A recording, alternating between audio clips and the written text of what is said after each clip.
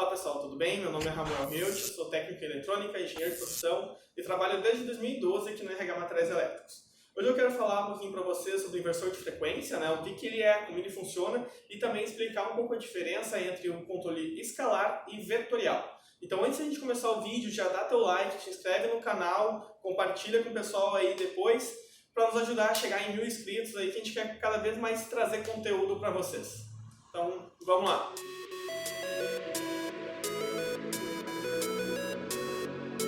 O que é o inversor de frequência? Vamos tentar exemplificar a aplicação. A gente tem uma esteira, por exemplo, numa linha de produção e a gente quer que em algum momento ela ande um pouco mais rápido, em outro momento ela ande um pouco mais devagar, e a gente só vai conseguir isso por meio deste equipamento. Porque vamos dizer que a gente poderia até, por exemplo, reduzir a velocidade usando um redutor. A gente não conseguiria depois trazer essa velocidade mais rápida, sem a troca do redutor. Então esse equipamento ele se torna muito versátil, aí ele nos ajuda muito na indústria em diversas aplicações. Eu poderia ser o exemplo mais simples possível, acho que eu podia trazer para vocês. Então o que diferencia muito ele, na sua essência, de todas as outras formas de partida de motor, por exemplo, a partida direta, a estrela triângulo, uma soft starter, é justamente a capacidade de converter a frequência da rede numa frequência que a gente consiga ajustar a velocidade do motor, Já que, por exemplo, um motor que tem aproximadamente 1800 RPM em 60 Hz, ele vai ter a metade dessa velocidade em 30 Hz. Então, essa alteração da frequência vai resultar ali no ajuste que a gente espera na saída. Então, como é que ele faz isso? Ele recebe o sinal da rede em 60 Hz, ele vai modular esse sinal e na saída permitir que a gente trabalhe até 599 Hz. Eu vou explicar agora para vocês como é que funciona a parte interna, de maneira simplificada, mas como é que funciona a parte interna do inversor, para que fique claro, então, como é que ele faz esse processo e o que a gente tem na saída, então, do inversor, que tipo de sinal a gente tem. Vamos imaginar aqui, esse equipamento, internamente ele vai ter a entrada dele, onde a gente vai ter a rede. Vamos supor que a gente tem aqui a rede 380 VCA, 60 Hz. O equipamento, então, a gente tem aqui uma senoide. Nesse momento, a gente vai entrar aqui no retificador. Depois do retificador, nós vamos ter o banco de capacitores. Depois do banco, então, a gente vai ter o nosso módulo de IGBTs. E a gente vai ter, então, a saída do nosso inversor com um sinal quadrado, de uma onda quadrática, mas que vai se assemelhar depois com uma senoide também, que vai variar, então, por exemplo, de 0 até, no caso desse inversor aqui, 599 Hz. Então, para explicar o que acontece com um sinal, enquanto que ele passa dentro desse percurso aqui, a gente pode explicar num gráfico simplificado como o sinal se comporta. Acho que vai ficar mais claro do que acontece dentro do inversor. Então, por exemplo, aqui a gente tem a nossa senoide. Ao passar pelo retificador, o nosso sinal vai passar a ser apenas na parte superior. Então, a gente está retificando a senoide. No capacitor, a gente lineariza esse sinal. E a gente tem aqui ainda o que chamamos de ripple. E depois dessa parte, então, a gente vai ter o IGBT chaveando esse sinal. Quando ele chaveia o sinal, a gente tem que observar aqui que a gente tem um sinal DC, que é um sinal DC. A gente não tem mais um sinal AC como anteriormente. A gente retificou o sinal e linearizou o sinal. Então, o nosso conjunto de IGBTs, ele vai conseguir chavear esse sinal, mas vai chavear um sinal também quadrado. Ele não consegue chavear esse sinal chavear senoide, como a grande maioria das pessoas pensam, né? Esse sinal aqui na saída é um sinal quadrado. Então, por exemplo, ele vai fazer isso aqui, ó. Isso é um chaveamento PWM, que é a variação da largura de pulso. Então a gente pode observar que é um pulso mais fininho, um pulso um pouco mais grosso, aqui no centro maior, e reduz de novo.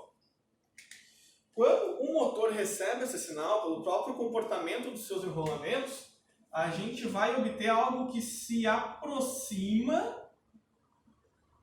de uma senoide, mas não é uma senoide. É importante que isso fique claro. E aí ele vai repetir a mesma coisa na parte inferior. E é assim que a gente consegue então trabalhar novamente esse sinal na saída do inversor. O módulo IGBT, ele é controlado, até acabei esquecendo de desenhar aqui. Vamos colocar aqui a placa de controle do inversor. E aí ela se comunica com os I/Os, com o EHM, né? E ela dá conta de todo o processo aqui. O módulo IGBT controlado aqui pela placa de controle, ele vai controlar tanto a tensão quanto a frequência aqui na saída. Como é que ele vai controlar a tensão? Como a gente tem um módulo PWM aqui, é importante entender como ele funciona também, tá? Semelhante ao que eu comentei em um outro vídeo sobre controle proporcional, dentro de um período aqui, né, a gente consegue trabalhar a saída ligada por um período de tempo. Então, por exemplo, se eu ligar a minha saída 50%, né, deixar ela 50% do tempo ligada, eu vou ter aqui uma tensão média equivalente a 50% da minha tensão total. Se eu deixar a minha saída num outro período de tempo ligada 80%, a minha tensão média vai ser 80% da tensão total. Então, essa relação da largura de pulso, menos largo, menos tensão, mais largo, mais tensão, a gente vai trazer para cá também. Então, dependendo da largura de pulso que a gente precisar aqui para entregar mais tensão para o inversor, nossa placa de controle vai chavear o IGBT de uma forma diferente. Né? Então, quanto mais largo aqui, maior vai ser a nossa tensão. Tá, legal. Como é que funciona a questão da frequência? A gente está aqui considerando, por exemplo, esse ponto, nosso período, né? E ele está indo a uma frequência de x Hz. Vamos supor agora que a gente vai aplicar esse mesmo padrão 2 vezes aqui dentro.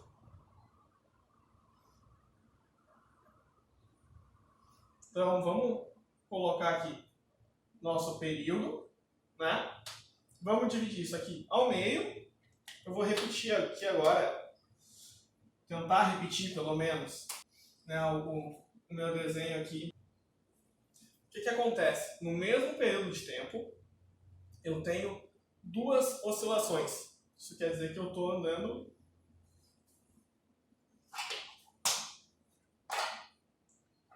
com o dobro da frequência. Né? Dessa forma, o inversor consegue modular a frequência. E dessa forma, ele modula a tensão. E ele faz isso ao mesmo tempo. Por isso que ele consegue, então, trabalhar a frequência e a tensão do que a gente entrega para o motor, controlando, então, a condição que a gente quer que ele trabalhe.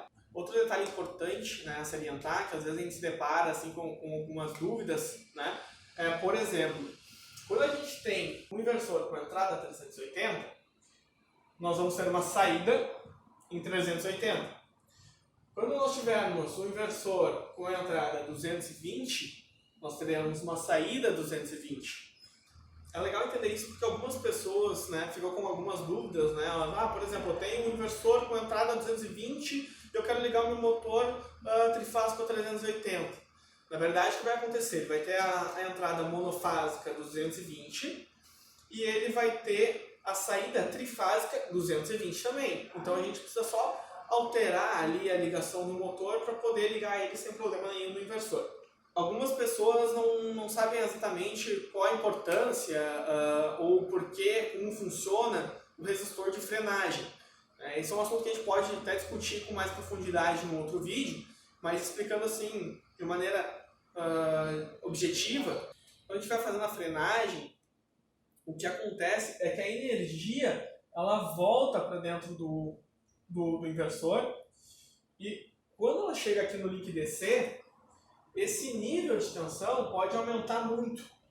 E isso é prejudicial ao inversor, né? Tanto porque os capacitores eles são projetados para um nível de tensão. No momento que isso aumenta muito, a gente pode danificar esse componente, né? E acabar perdendo o nosso inversor. Então, por isso que quando a gente vai trabalhar com a frenagem, é considerável que a gente usa o resistor de frenagem para desviar essa energia e dissipar ela em forma de calor, né? Então é extremamente importante que sempre você avalie a aplicação do inversor e, havendo a necessidade, realmente se utilize o resistor de frenagem, porque senão vai ter muito problema de nível de tensão de link DC ou até podendo perder o equipamento, né?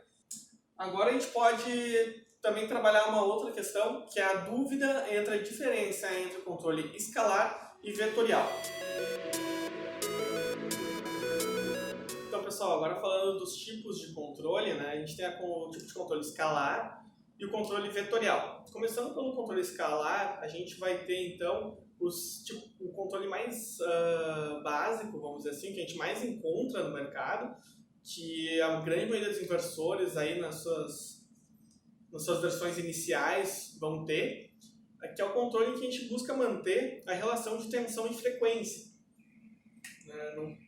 Então, essa relação aqui que vai ser representada dessa forma, que a gente vai ter a frequência em hertz, a tensão em volts, e conforme a tensão aumentar, a frequência vai aumentar na mesma proporção, já que a gente tem uma relação direta aqui, né? O que acontece? Em baixas rotações, em frequências baixas, a gente não tem um bom controle do motor, a gente não consegue manter o torque. Então a gente pode fazer aqui o que se chama de boost de tensão. A gente mantém uma tensão inicial alta, fixa, né, constante aqui, até uma certa frequência, e após isso ele passa a funcionar numa relação de tensão e frequência. Mas a gente altera essa relação aqui, ela já não é mais, né, original, né, a gente cria uma alteração, a gente tem um nível de tensão fixo. Já o controle vetorial, diferente do controle escalar, ele precisa do que a gente chama de realimentação. Então, ele vai controlar o motor, ele vai ler o que ele está entregando para o motor e a partir daí ele vai tomar a decisão do que ele vai fazer para manter aí a corrente, né, entrega o motor, o torque, assim como a gente desejar. Essa realimentação ele pode ser feita via taco ou encoder, ou, às vezes, né, a grande maioria das vezes, via TCs, né, transformadores de corrente na saída do inversor. Só que isso já vem dentro do inversor. Daí é o que a gente chama de sensorless. O que acontece? O controle vetorial ele vai trabalhar o vetor de corrente entregue ao motor. Esse vetor de corrente ele é composto pela corrente aqui de magnetização, né, que é a corrente que tira o motor da inércia, e a corrente de torque, que gera o trabalho. Então, por exemplo, digamos que a gente tem a corrente de torque e aqui a nossa corrente de magnetização. Aqui a gente vai ter a nossa corrente que é entregue ao motor. Quando a gente fornece os dados do motor para o inversor, né, ou quando a gente utiliza a função de reconhecimento do motor pelo inversor, ele passa a entender, vamos dizer assim, que em determinada situação o motor deveria estar recebendo uma quantidade de corrente, por exemplo, deveria, né, ter este vetor de corrente, né? Vamos supor que na aplicação, naquele momento, a corrente de torque ela não é exatamente essa. Vamos supor que ela esteja neste ponto aqui. Nós teríamos, então, um vetor de corrente entregue ao motor dessa forma. Mas o inversor calcula internamente que o ideal seria esse. Então ele altera a corrente de torque para levar a corrente entregue ao motor para o ponto ideal. E isso então é o controle vetorial. Por isso que se chama vetorial, porque ele trabalha as componentes do vetor de corrente para manter o torque, manter a condição do motor na maneira que a gente deseja. É interessante entender isso porque, por exemplo, diferente do controle escalar, em frequências mais baixas, ele vai fazer esse mesmo controle para manter o torque. Então a gente consegue ter um controle melhor do motor. Então aplicações, por exemplo, de extrusoras que a gente trabalha em frequências mais baixas, mas precisa ter torque no motor, normalmente são partidas pesadas, esses controles aqui normalmente possuem um rendimento muito melhor que o controle escalar. Muitas vezes o escalar não dá conta da aplicação, né? Então isso é muito importante você sempre pensarem na hora da compra do inversor, porque pode ser um baita diferencial ali, pode ajudar muito na aplicação depois, pode resolver bastante problemas. Agora, para finalizar, eu quero só mostrar como é o inversor, para quem não conhece, né? A gente tem aqui o modelo ACS 380. Normalmente, na lateral aqui, ele vai ter as informações sobre o inversor. Aqui em cima, esse modelo tem já a ventilação forçada, né? Pode ver aqui. Ele também vem com a possibilidade de a gente prender usando trilho DIN ou parafusos. E dá para perceber também que é possível prender nas laterais, né? Então a gente consegue prender ele de lado no painel. Aqui a gente tem alguns modelos de inversores, por exemplo, que podem ter entrada de alimentação por cima e a saída por baixo. Nesse modelo a gente tem a entrada aqui nesses 3 pinos, a saída aqui e aqui do lado também, onde está esse adesivinho vermelho, os 2 conectores para ligar o resistor de frenagem. A gente tem a IHM aqui onde vai fazer a parametrização, né? E aqui dentro a gente tem então os pinos da placa de controle, né? Onde a gente vai fazer o comando da parte de potência que está aqui atrás. Aqui a gente tem as entradas e saídas digitais, aqui a gente tem as entradas e saídas analógicas. Esse inversor já possui comunicação Modbus via RS485, função de Safe Torque Off, que é muito utilizado agora para NR12, mais algumas entradas aqui e uma saída a relé. Esse inversor, em especial, possui 4 entradas digitais, 2 pontos digitais que podem ser configurados como entrada ou saída, 2 entradas analógicas, uma saída analógica, a comunicação Modbus, como eu falei antes, e uma saída a relé. Então ele é extremamente completo, já vem com IHM incorporada e possui um controle vetorial também. É um inversor com ótimo custo-benefício, a gente costuma dizer que é um produto diferenciado por um preço justo. Espero que vocês tenham gostado do vídeo. Se gostou, por favor, compartilha com o pessoal aí, dá o teu like. Nos próximos vídeos a gente vai começar então a se aprofundar um pouco mais nas linhas de inversores da BB, né? Então mostrar o que cada um tem de entrada, saída, tipo de controle, o que a gente pode fazer com cada um, né? Tentar explicar um pouco melhor para vocês que é um inversor de grande potencial. Então, de novo, te inscreve no canal aí. Obrigado por ter assistido até o final. Um grande abraço. Valeu!